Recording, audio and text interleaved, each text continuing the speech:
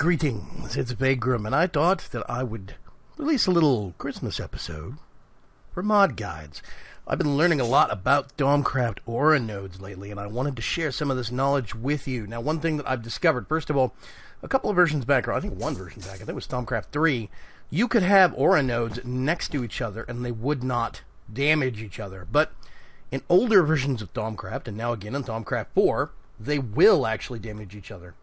By the way, you'll notice these things cast off these little motes, these orbs of essence, of aspect, that you can actually get and pick up for your wands, which I think is interesting. So, yeah, you see, there we go, it's doing it again. Basically, when you have a higher concentration of aura nodes in one place, I love this black plastic, by the way.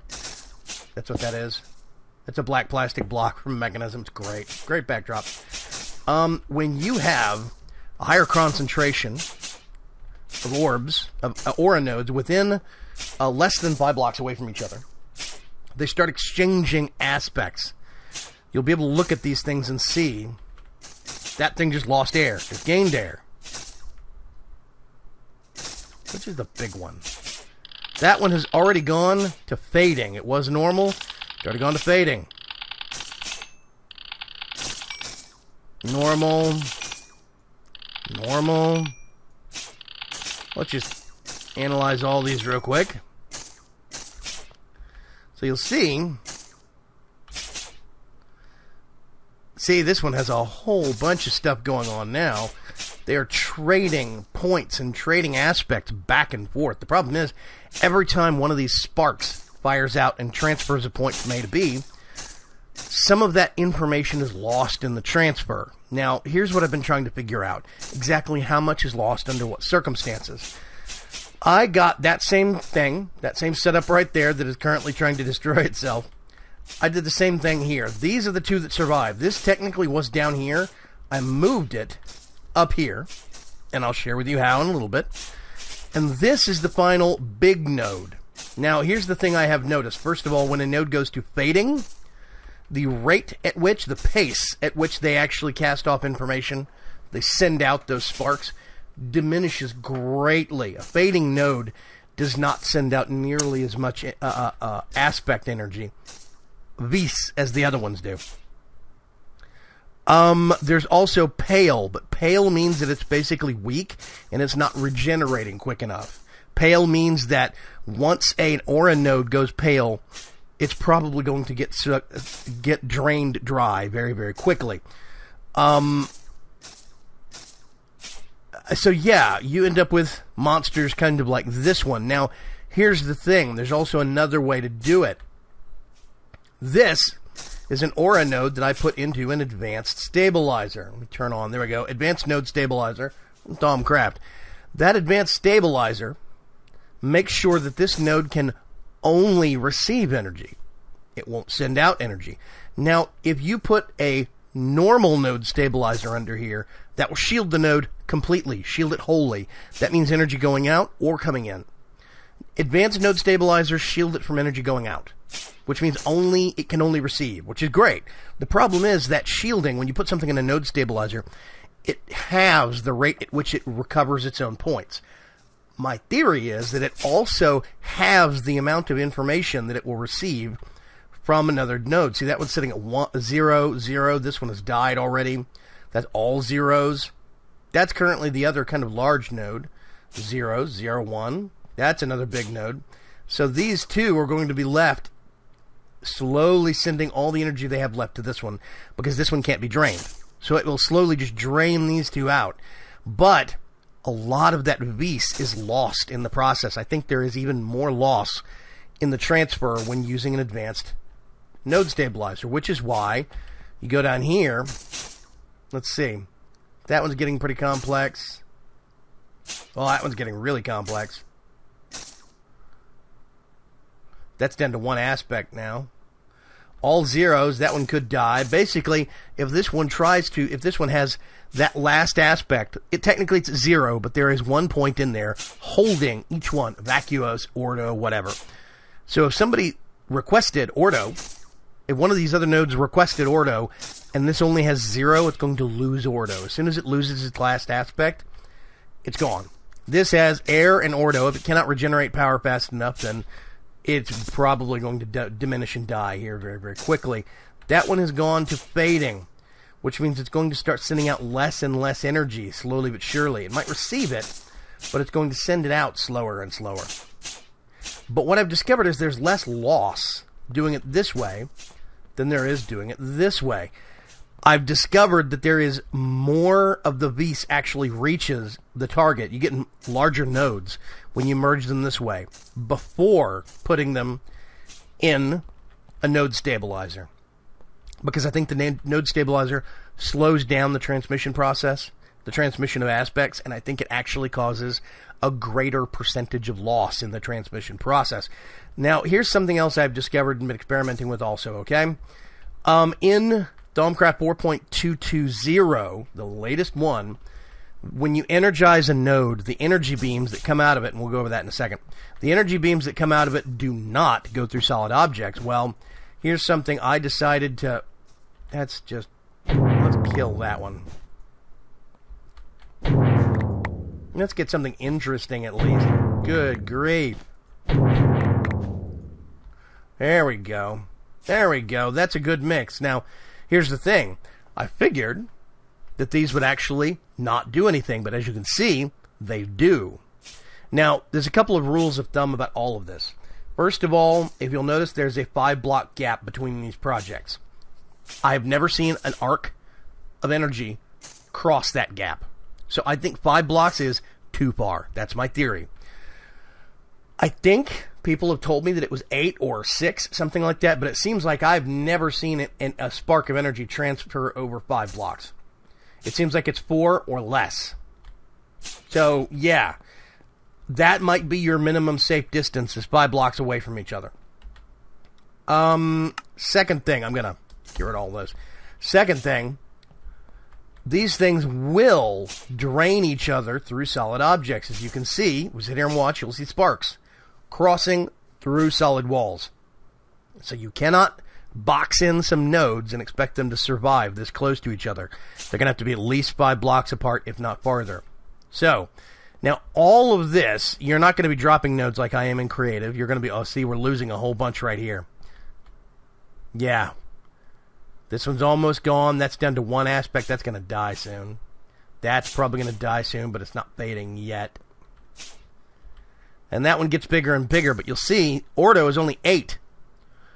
And Terra is only 8. Water's only 3. And I know it's drained far more than that from all these other adjacent nodes. There was one node in here that had over 30 water on it. And the result is only 3 is shown up on here. Why? Because it's lost so much. If you look over here, this is not much better, but it's still a better show than that one is. So it also goes a little faster if you do it that way. Nope, we still got all 9. Okay. So, you can't separate your nodes this way. Won't work. As you notice, these things are already starting to change crazy colors. Yeah, really weird. I think that's going to end up being the big one. We'll see. Maybe that one. It's going to be a fight between those two. Top right, bottom left. So, okay, here's the thing. This is a teleposer from Blood Magic. These things are not terribly hard to make. You make one of these, which is an Ender Pearl and a Tier 4 altar. Once you get to a Tier 4 Blood altar in Blood Magic, you make a teleposition focus. Teleposition focus. This is the weakest, smallest focus. It only does 1 block. The block directly above the teleposer. So what you do is you get 1 teleposition focus and click on this block, put it in the other one. And then vice versa. You have a second focus that you click on this block and put it into this one, as you can see. So this target coordinates is actually over here. So when you push a button, now it uses a little bit of blood, I think, a little bit of lice essence every time you fire that back and forth. However, this is a really easy, if you've actually gotten into Blood Magic already, or you're going to work into Blood Magic, this is a far easier method to do to move those aura nodes around than to actually do it with Node in a Jar. Because this does not require so many aspects on your wand. You don't have to have a fully charged wand to be able to do it. A fully charged Silverwood wand. All these other different aspects. This is a lot simpler. Basically, you just take one teleposer, a button, and the coordinates for the other teleposer out with you. And then you put it down directly under an aura node, put this in, button on the outside, press the button, and kaboom. It goes back to your base. Then you just go back to your base, move the teleposer one block over, and you'll set up an assembly kind of like that over there. You'll slowly make a grid that lets these things absorb their energy. Now, here we go. I've been letting these things absorb power. I'm going to actually kill that one. That one's almost dead anyway. Let's erase that. Erase that. I'm actually going to put this back in. So now we have this advanced stabilizer and this aura node. What you want to do, actually going to need a lever. I'm going to put that right there. You have to give it a redstone signal. I don't know why, but you do. And now this is going to energize this node. It looks like it's draining it out, but we get to see. Now, here's the other thing. You'll notice this has vacuous on it. Vacuous is a complex aspect. It's not a base aspect. What's going to happen is that vacuous will get broke down into the things it's made from, and it will add to those factors. Now, we did not have very strong air or earth on this. We're going to see what kind of numbers we're going to get, but I think we should get at least 1 on everything. Hopefully. So this is called energizing a node, and this is where things really get more useful. After you've got a node that's got all of the basic aspects on it. And, is this one have? 1, 2, 3, 4, 5, 6. Yeah, it does. Vacuous is extra. There we go. We got at least 2 on everything. 4 on fire, because it was a little higher. And then 5 on water and Perdicio. Now, here's the thing. Ordo, Terra, and Air, basically order, earth, and air, are we're only single digits. So do not worry if you only have a 3 or a 4 in some aspect. You'll still be able to get it. What's even better is if you have a whole bunch of complex aspects, like this one over here. That one has 1, 2, 3, 4. What's that? 5 complex aspects on it. Complex aspects. Complex aspects. That's hard to say. This one has 1, 2, 3, 4, 5 complex aspects on it. This one, which is going to be the big one. There we go. That one's got 2, 3 complex aspects on it. So yeah, it's going to be real interesting. Just remember, even if you have those complex aspects, they do not get wasted. They get broken down. As far as I can tell, they get broken down and added into what they're made out of. So that's a good thing. So this is an energized node, and this is where we can now get, let's get an arcane workbench and a vis. Where's the thing with the stuff? And I'm gonna have to make an empty wand.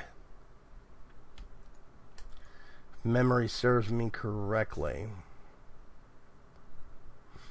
Charged thaumium caps. Let's get 2 of those.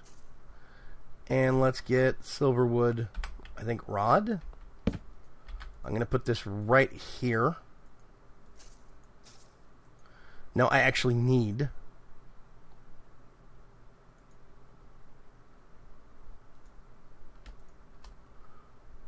I'm actually just going to do that. It's cheap. But what we do is you get your V's charging relay right there on top.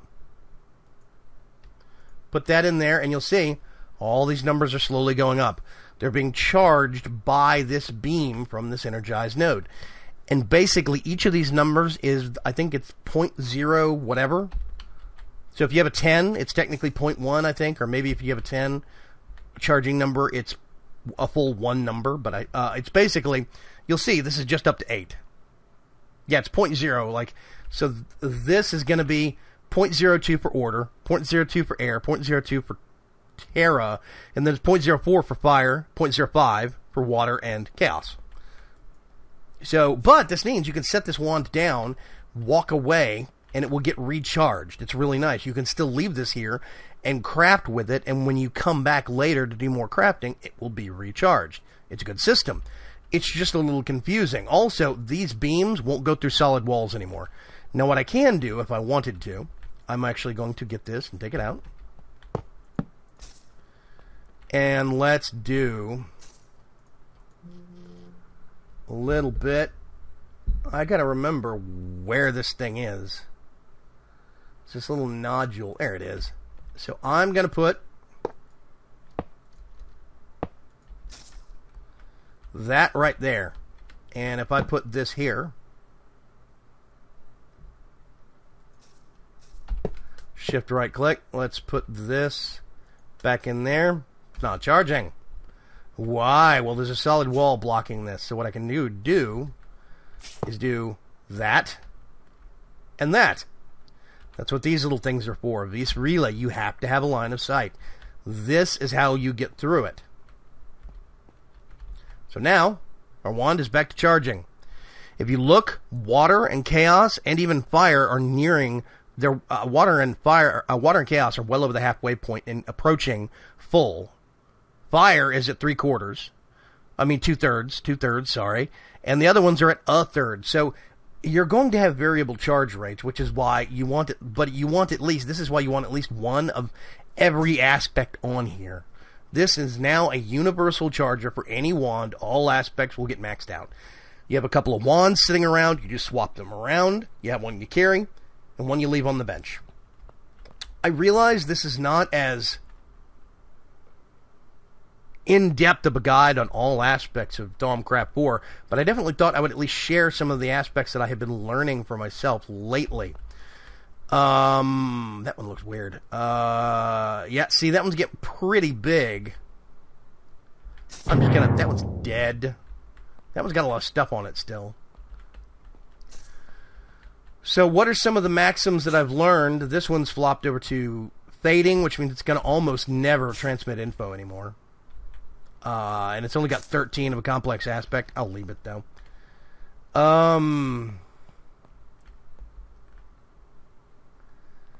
One thing, there's a couple of things I've learned. First of all, node in a jar works fine. But I think that the teleposer system is better. Second, for moving aura nodes, I think the teleposer is better than node in a jar. I think it's a lot less of a hassle. Second of all, the closer aura nodes are to each other, the quicker the information is fired about. As you can see here. Third, it does work through walls, as you can see. Through solid objects, you cannot separate them out and prevent them from cross-contamination. They'll still cross-contaminate. They'll still cross-energize, basically. So that's important.